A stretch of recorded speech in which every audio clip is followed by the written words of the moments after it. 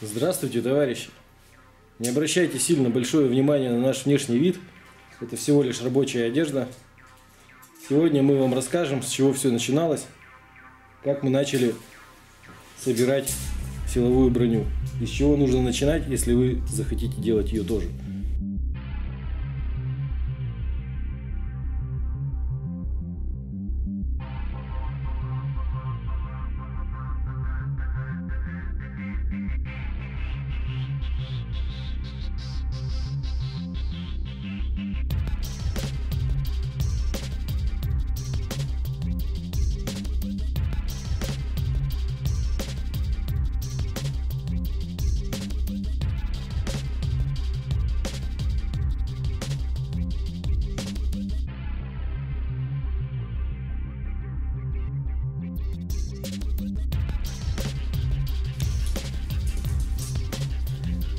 Для начала идут измерения. Естественно, нужно подобрать профиль.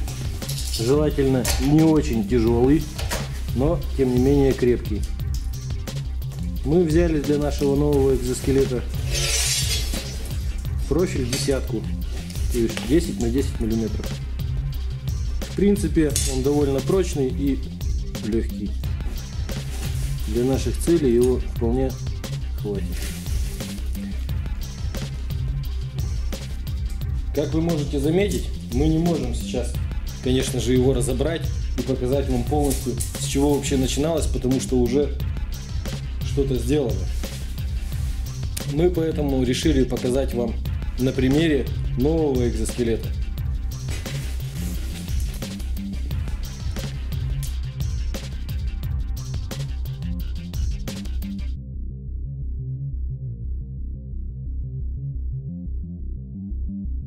Поскольку данный аппарат немного сложен в конструкции и трудоемок в работе, в принципе, впоследствии вы можете заменить металлический каркас и вот эти профиля металлические, если у вас нет сварочника, например, на полипропиленовые трубы. Ну, естественно, полипропиленовые трубы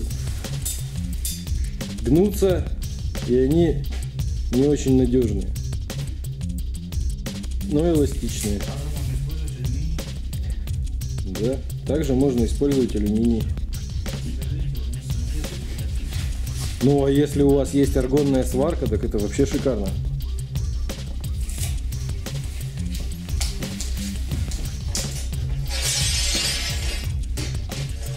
Это все, что касается каркаса. Значит, здесь вы видите суставную систему. Тазобедренный сустав. Вот. Здесь мы использовали шаровые от автомобиля. Или как их еще в простонародье называют, линьки, куклы. Я не знаю, все по-разному называют. Здесь, как вы видите, в коленном суставе у нас тоже стоят шаровые. Для надежности, потому что конструкция очень тяжелая.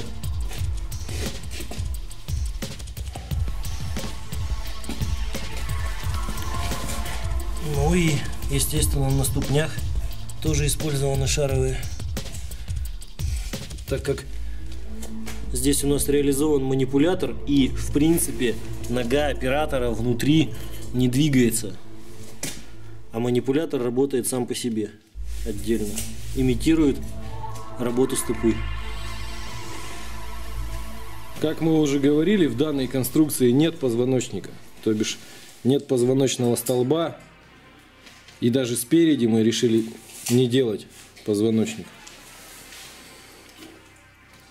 Хотя в нашем новом экзоскелете будет реализована эта функция.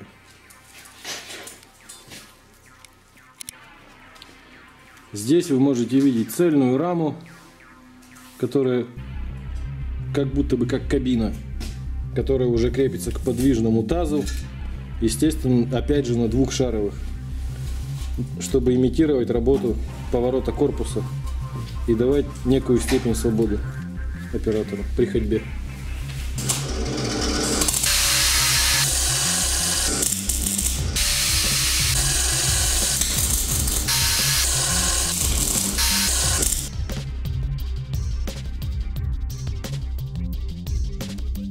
Здесь вы видите полную реплику позвоночника, его действия из многих частей. А здесь мы решили сделать проще, сделать из 3 секций. Здесь пока еще только 2, одна поворотная на тазе, другая поворотная на пояснице, еще одна поворотная на грудном отделе. Здесь такого нет. Как я уже говорил до этого, есть кабина, которая полностью целиковая. Она имитирует часть поясницы, часть грудного отдела и спину одновременно. Она изгибается только в брюшном отделе. И ее подвижность достигается 4 степенями свободы. То есть она вся целиковая, единственное, что она ходит вот здесь, изгибается. Сама в себя. Здесь мы видим, что мы пошли дальше. И немножко сделали, как в игре, небольшую реплику. Сделали манипуляторы рук, которые в принципе тоже сгибаются, управляются с той стороны кистями человека. Пальцы, естественно, сжимаются. Все работает. Грубо говоря, это имитация человеческой кисти, только немножко она... Эта кисть, как вы видите, она выступает продолжением вашей руки. Но тем не менее, все функции выполняет от руки оператора, который, естественно, находится здесь. Здесь тоже мы видим, что мы использовали шаровую для крепления кисти, чтобы дать ей 3 степени свободы.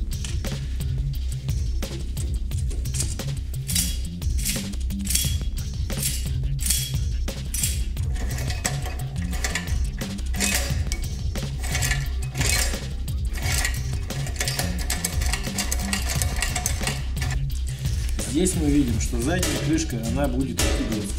Для того, чтобы мы могли поставить пневмоцилиндр и открывать ее с помощью пневматики, с помощью управления вот такого нехитрого устройства. К сожалению, пока пневматику мы еще не закрепили, потому что у меня тут немножко случился казус с моей машиной, с V840. Мне приходилось ее ремонтировать, потому что я на ней каждый день еду. В общем, до робота пока не дошли руки, но в ближайшем будущем мы собираемся это дело устанавливать. Для приводов мышц коленных суставов, бедренных мы будем использовать вот такие газлифты от отечественного автомобиля, от багажника, которые мы будем переделывать в гидравлику. Естественно, будем вваривать штуцера, изменять конструкцию, но потому что таких купить мы не имеем возможности, нам просто тупо не хватит денег. Ну, естественно, оно будет все спрятано, ничего не будет видно. Вот такое нехитрое устройство.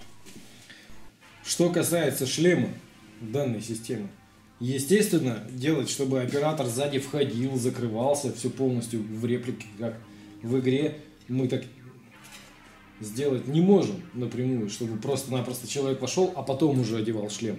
Поэтому шлем должен стоять на месте, должен открываться пополам, чтобы человек мог засунуть в него голову, и тем не менее он должен поворачивать голову влево-вправо и вниз-вверх, чтобы смотреть, куда он идет. Иначе, если мы поставим просто тупо здесь шарниры, столько степеней свободы у него не будет. Поэтому мы будем изготавливать здесь специальное устройство. В общем, здесь по креплению шлема еще предстоит очень много работы, очень много шарниров, очень много суставов. Вообще самая сложная часть — сделать так, чтобы голова и оставалась на месте, и чтобы оператор, когда в него заходил, все закрывалось и могло двигаться во все стороны. Далее, что мы еще планировали сделать? Поставить тепловизор. Ну и если с тепловизором не получится, на худой конец ночное зрение. В принципе, конечно, ночью мы в нем ходить нигде не будем, но ради того, чтобы было, почему бы и нет. Вот, собственно, и все. Насчет системы открывания. Сейчас здесь стоят обычные газлифты на открытие. обычными мебельными. Их мы потом в будущем будем менять на такие же пневматические, которые работают в обе стороны, чтобы данная конструкция могла открываться и закрываться одновременно с помощью воздуха по нажатию рычажка, так сказать.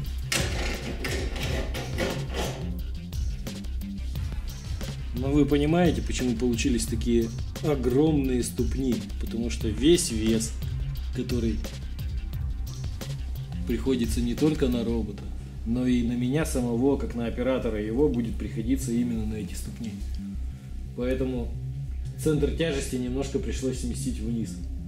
Самая тяжелая и самая крепкая конструкция оказывается в самом низу. Примерный вес на сгиб ступни 60 килограммов на каждую ногу. Это примерный вес.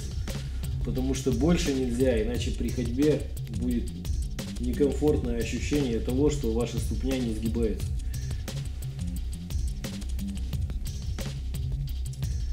А меньше тоже нельзя, иначе были эксцессы, я уже падал в нем вперед один раз. Так что вообще подобное устройство мы придумали изначально как реквизит для нашего фильма. Тем, кто не видел, посмотрите, может быть оцените, может быть вам, конечно, не понравится, как некоторым может и понравится, но тем не менее мы стараемся и делаем. Хоть и медленно, все же делаем.